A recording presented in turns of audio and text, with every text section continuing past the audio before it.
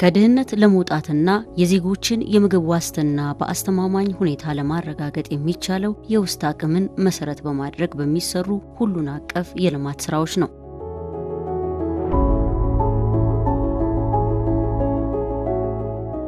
የከተሞች ልማታዊ ሴፍቲኔትና ስራ ፕሮጀክት ከ10 ዓመት በፊት በ11 ከተሞች 604,000 ዜጎችን ተጠቃሚ በማድረግ ተጀምሮ ዛሬ ላይ ለ88 ከተሞች ተደራሽ በመሆን ዜጎችን ተጠቃሚ ያደረገ ፕሮጀክት ነው። የከተሞች ልማታዊ ሴፍቲኔትና ስራ ፕሮጀክት የ2018 ዓመት የመጀመሪያው ግማሽ ዓመት አፈጻጸም ግምገማ ተካሂዷል። ተረጂነት የማሸጋገር ስራ እየተሰራ ነው እንደ ሀገር። በተለይም በሀገራችን እርዳታ ምንም እንኳን አስፈላጊ አይደለም ባይባልም ተረጂዎች ግን የሚሰጣቸውን እርዳታ ተጠቅሞ ለውጥ የሚያመጡ መሆን መቻል አለባቸው ብሎ መንግስት ባስቀመጠው አቅጣጫ ፕሮግራሙ የከተማ ሴፍቲኔት ከሌሎቹ ለየት የሚያደርገው በየ3 ዓመቱ ተጠቃሚዎቹ የሚመረቁ መሆናቸው ነው። በ3 ዓመት ውስጥ ይሰራሉ፣ ይቆጥባሉ። 3ኛ ዓመት ላይ ደግሞ ሲሞላ ተጨማሪ ግራንት ይሰጣቸውና እሱን ይዘው ራሳቸውን ችለው እንዲሰሩ ይደረጋል። ይህም ፕሮግራም አጠናክረን እየሰራን ያለነው ወደ 1.3 ሚሊዮን የሚሆኑ ዜጎች በዚህ ፕሮግራም ተሳትፈው ተመርቀው ወደ ግል ስራቸው ገብተዋል። እንደ ኦሮሚያ ክልል እንግዲህ ብዙ ከተሞች ላይ ማለት 28 ከተሞችና 7 የሸገር ክፍለ ከተሞች ላይ ተጠቃሚ አሉ። እነዚህ ባለፉት ዓመታት ብዙ ስራዎችን ሲያከናውኑ ቆይተዋል። ለራሳቸው ኑሮ ማሻሻያ መስራት ብቻ አይጂኤ ላይ መስራት ብቻ ሳይሆን እንደ ከተማቸውም ብዙ ስራዎችን ሲያከናውኑ ለከተማውም ትልቅ ስራን ሲሰሩ የቆዩ ናቸው። ለራሳቸውም ደግሞ እንደዚሁ ሲጀመር የደሃ ተጠቃሚዎችን ስለሆነ የተመለመሉት ወደዚህ ተጠቃሚነት ሲመጡ ብዙ ግንዛቤ የሌላቸው እውነትም ደሃ የነበሩ ስለሆኑ ያመጡት ለውጥ ግን ሲታይ እጅግ አስደሳች ነው። የኑሮ ማሻሻያቸውን ስናይ የቁጠባ ባህላቸው ተሻሽሏል፣ የስራ ባህላቸው ተሻሽሏል። ስለዚህ ይህን የማይባል ብዙ ጥቅሞችን አስገኝተዋል ለራሳቸውም ለከተማው ማለት እንችላለን። ከነዚህ ውስጥ እንግዲህ ዘንድሮ የሁለተኛ ዙር ተጠቃሚና የአዲሽናል ፋይናንሲንግን አንድ ላይ ከ150,965 ተጠቃሚዎች ግራጁዌት አድርገው ወጥተዋል። እስካሁን እነዚህ ወደ ስራ ተሰማርተዋል። አሁን በአማራ ክልል የ2018 የ6 ወር አፈጻጸም ከሌሎች አመታቶች ለየት የሚያደርገው የመጀመሪያው ጉዳይ ባለፈው አመት ሰኔ አካባቢና ግንቦት አካባቢ ላይ እያንዳንዱን የክረምት ስራዎች በምን አይነት መንገድ መፈጸም አለብን የሚል በዝርዝር ጎንደር ከተማ ላይ የተሞክሮ ልውውጥ ነበርና በሁሉም ከተሞች እዛ ላይ ያንዳንዷ ጠብታ ውሃ በተገቢው ስራ ላይ ልትውል የሚችልበትን ሁኔታ መዋል አለበት የሚል በዝርዝር ቼክ ሊስት አውጥተን ነበር የገባነውና ከሌሎች አመታቶችና ከሌሎች ክረምቶች በተለየ መንገድ ውጤት የመጣበት እና የተሻለ ገቢም ያገኙበት ዓመተ ምህረት ነው ብሎ መውሰድ ይቻላል። በአጠቃላይ ከተሞችን ጽዱ ውብና አረንጓዴ ከማድረግ አኳያ በርካታ ስራዎች፣ በርካታ ሼዶች፣ የትምህርት ቤቶች፣ ጤና ጣቢያዎች የተገነቡበትና ለውጡ ከሁሉም አመታቶች በላይ ጥሩ አፈጻጸም እንደታየ ነው የሚያመላክተው ማለት ነው። ወደ 239,000 ነው እስካሁን ድረስ ባለው የተጠቃሚዎች ቁጥር ማለት ነው። የሰማለው ጋር ብዙ ለውጥ አለው። ለምን በሴፍቲኔት በተጀመረው ሂደት ላይ ብዙ ለውጥ አለ። አንደኛ ውበቱን የከተማ ንጹህ የሆነ ከተማ ለመፍጠር ላይ መስራት ያለው እየተሰራ ያለው ስራ በጣም ከፍተኛ ነው። ሁለተኛ ደግሞ የደሃን ወደ ራሱን ለመቻል ምናደርገው ጥረቱ በጣም ጥሩ ነው። ከምግብ ዋስትና ደግሞ ያለ ነው። በጣም ለተጠቃሚ ለኢትዮጵያ ላይ በተለይ ለደሃ ህዝብ ህብረተሰብ የቆመች ቢሮ ስለሆነ ሚኒስትር ስለሆነ ለኛ ጋር ብዙ አገልግሎትና ብዙ ጥቅም እንትን እያሳየ ያለ ነው። ሶማሌ ክልል አጠቃላይ ከ90,000 በላይ ህዝብ አባወሮች ተጠቃሚ ናቸው። መጀመሪያ ላይ ይሄ ፕሮግራሙ ከተራችነት ወደ ምርታማነት ለሚሄድ ስራ ነው ፕሮግራም ነው ማለት ነው። እኛ አመራር ሆኜ በጣም ትልቅ እድል አለን በዚህ ዘመን ማለት ነው። ደግሞ ይሄ ፕሮግራሙ ከድሃ ህዝቦች እየታገዘ ፕሮግራም ስለሆነ እኛም ድሃ የሚኖሩት ሰዎች ለመተባበር እና ለመታገዝ ስኪል ለመስጠትና የነሱ ኑሮ ለማሻሻል ወለሚሄድ በጣም እኛ ደስታ አለን።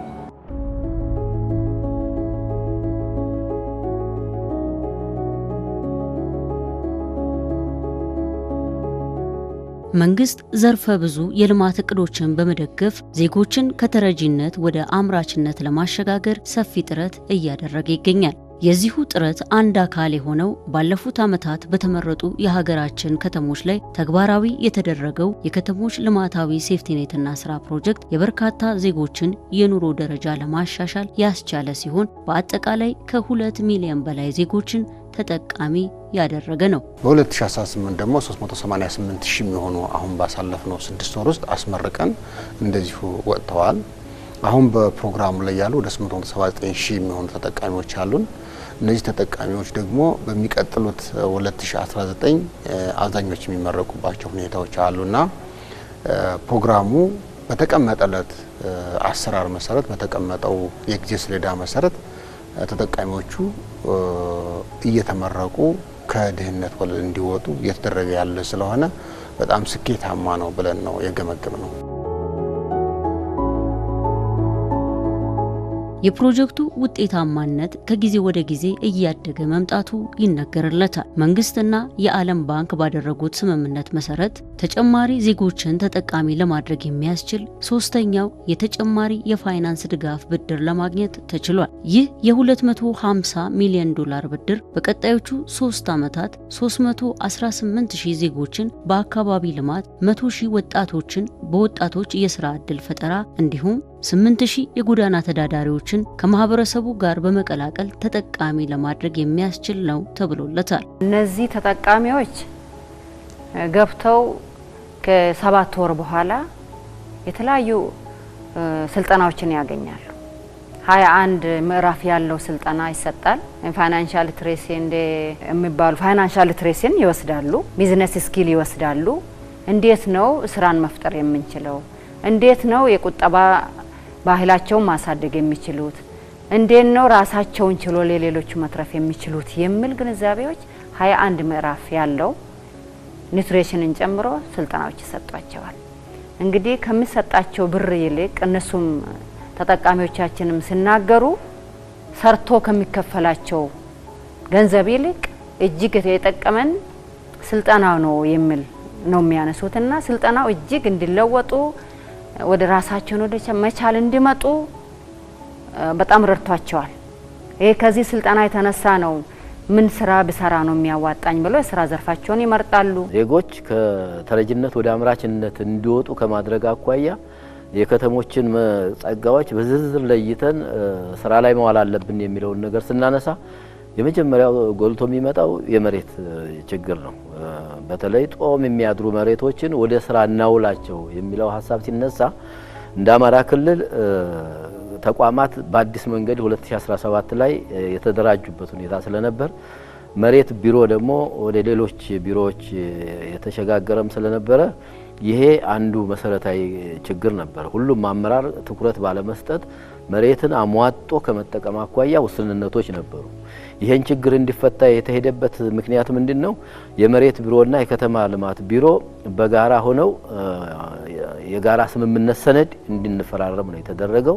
ይሄ የጋራ ስምምነት ሰነድ ከተፈራረምን በኋላ ሁሉም ከተሞች ደግሞ ያን የጋራ ስምምነት ፈጥረው እያንዳንዱ ጦም የምታድር መሬት በጊዜያዊነት ልንጠቀም ወደምንችልበት ደረጃ ላይ እንዲሄድ የተሻለ ስራ የተሻለ መግባባት የተፈጠረበት ሁኔታ ነው ያለው። በጣም ብዙ ህዝብ የተጠቃሚ ናቸው።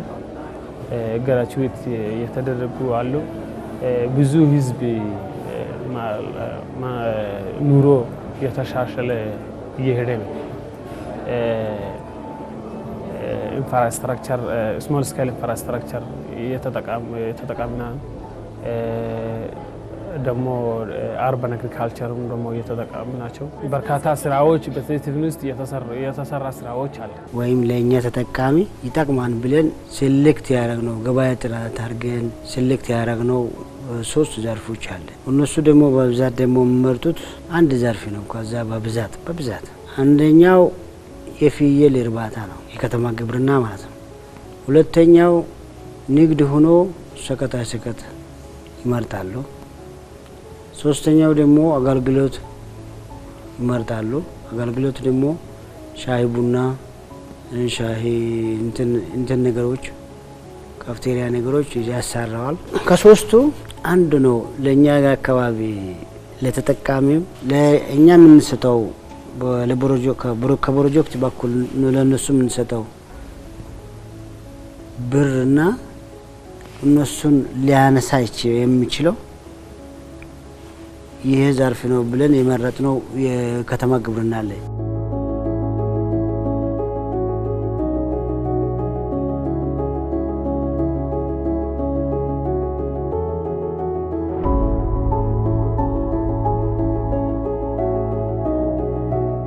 የፕሮጀክቱ ተጠቃሚ ከተሞች የጽዳት፣ የአረንጓዴ ልማት፣ የተፋሰስ ልማትና የአነስተኛ መሰረተ ልማት ችግርን ለመቅረፍ የሚያደርጉትን ጥረት በማገዝ ረገድ ፕሮጀክቱ ቀላል የማይባል አስተዋጽኦ አበርክቷል። ተጠቃሚዎች ውስጥ አብዛኛውን 80% በላይ የሚሆነውን የሚይዙት የፓብሊክ ወርክ ሰራተኞች ናቸው። ወይም ደግሞ የስራ እየሰሩ የሚሰጣቸውን ክፍያ የሚጠቀሙ ሰዎች ናቸው። ጉልበታቸውን ለስራ የሚያውሉ ከዛ ከሰሩ ስራ ደግሞ ተጨማሪ ፋይናንስ የሚያገኙ ሰዎች ናቸው። በዚህ መሰረት በሀገራችን ባሉ ከተሞች አሁን ስራ በመንሰራባቸው ወደ 88 ከተሞች ውስጥ አብዛኛዎቹ በምግብ ለስራ አይነት ነገር ገጠር ላይ እንዳለው የከተማው ደግሞ በካሽ ይከፈላቸዋል። ግን ደግሞ ቢያንስ ሰዎቹ ሊሰሩ የሚችሏቸው ስራዎች ይሰጣቸዋል። በዛ ስራ ላይ ከፍተኛ የሆነ የጽዳት እና የውበት ስራዎች ይሰራሉ። ጧት ያው አዲስ አበባ እንደምታዩት የአረንጓዴ ልማት ስራ ይሰራሉ። በተለይም የግሪን ኢኒሼቲቭን ስራ በስፋት ይደግፋሉ። ለራሳቸው ደግሞ ባዶ ቦታ የሆኑትን እንደዚህ አይድል የሆኑ መሬቶችን በማልማት ተጨማሪ ፋይናንስ የጓሮ አትክልት በማትከል በመስራት ተጠቃሚ ይሆናሉና ከተሞቻችን ላይ ለሚኖረው የኮሪደር ስራ ከፍተኛ አስተዋጽኦ እያደረጉ ያሉ የአካባቢው ማህበረሰብ እየጠቀሙ ያሉ ለአካባቢው ማህበረሰብ ትልቅ አገልግሎት እየሰጡ ያሉ ተጠቃሚዎች ናቸው ያሉት። የከተሞች ልማታዊ ሴፍቲኔትና ስራ ፕሮጀክት በዜጎች ኑሮ መሻሻልና በከተሞች ገጽታ ግንባታ ረገድ ውጤት ማስገኘቱን በርካቶች ይገልጻሉ።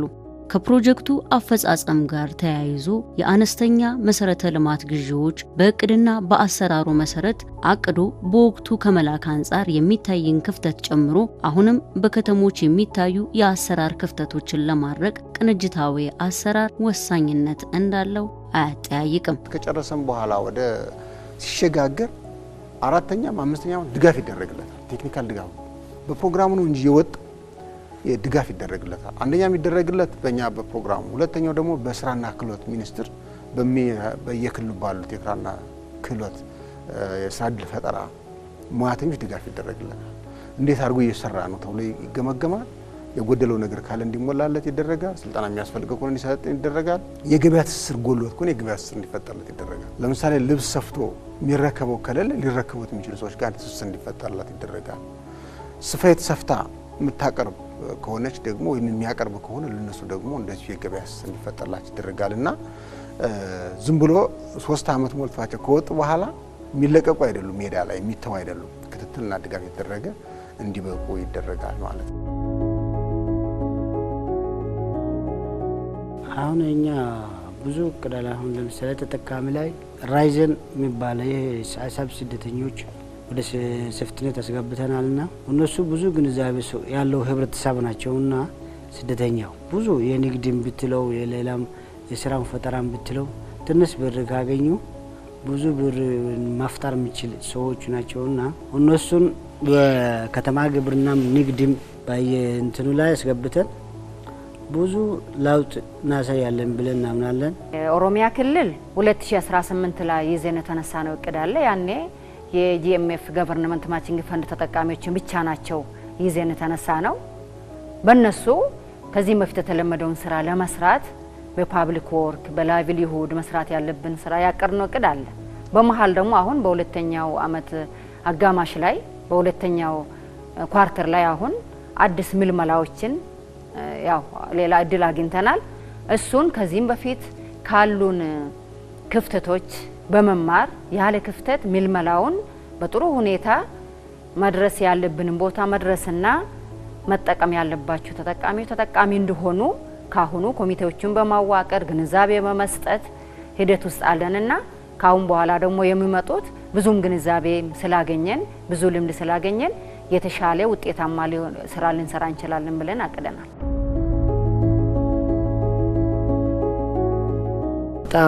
በጣም ለሴፍቲኔት በጣም መበረታታት ያለበት ፕሮጀክት ነው። ፕሮጀክቱ ሴፍቲኔቱ በጣም መበረታታት ያለበት መጠቀም ያለበት ፕሮጀክት ነው።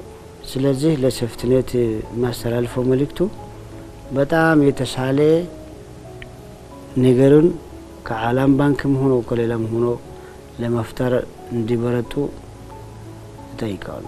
እስከ 150 ሺህ በላይ አዲሽናል ፋይናንስ ትሬን ለማድረስ እቅዳችን አለ። ለምሳሌ ጅግጅጋ ከተማ እየሰፋ እየሄደች ስለሆነ ወደ ገጠር እየሄደች ነች። ስለዚህ ልክ ከተማ ብዙ ወንዞች ወይም ብዙ እየገባ ነው። ስለዚህ በዛ ለመከላከልና ለመከባከብ ጋቢዮን ይሰራል፣ ገራፍል ሮድ ኢንፍራስትራክቸር ይሰራል። ሌላውም በፊት እንደተናገረ ስኩሎች፣ ትምህርት ቤቶች ክላሶች ለመጨመር የድሃ ህዝብ ኑሮ ለማሻሻል እንደዛ ስራ እየሰራቸው ነው።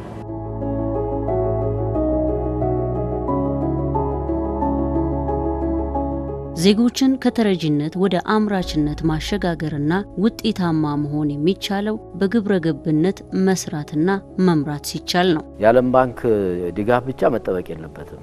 ዋናው መሰረታዊ ጉዳይ ከድህነት ለማውጣት የሁሉንም ዜጎች ርብርብ ይጠይቃል። አሁንም የሚቀረን ነገር ምንድነው? ባለሀብቶቹ፣ ሌሎች የልማት ድርጅቶች እና አጠቃላይ አመራሩ በዚህ ጉዳይ ላይ ርብርብ አድርጎ ከድህነት ሊወጡ የሚችሉበትን ምቹ ሁኔታ መፍጠር ይጠበቅብናል። ከድህነት ወጥቶ ሀብት እንዲፈጥር ከሚያደርግ ስራ በላይ የሚያስደስት የለም። ስለዚህ ይሄን ሁሉ በየደረጃው ያለው አመራር፣ በየደረጃው ያለው ሙያተኛ፣ በየደረጃው ያለው ማህበረሰብ ይሄን የመደገፍ የማስተባበር እነዚህን ሰዎች የበለጠ ሀብት እንዲፈጥሩና ዛሬ ተረድተው ነገ ሌላ ሰው እንዲረዱ የሚያደርግ ስራ እንዲሰሩ እገዛና ድጋፍ እንዲያደርጉ ሁሉንም አደራ ለማለት እፈልጋለሁ።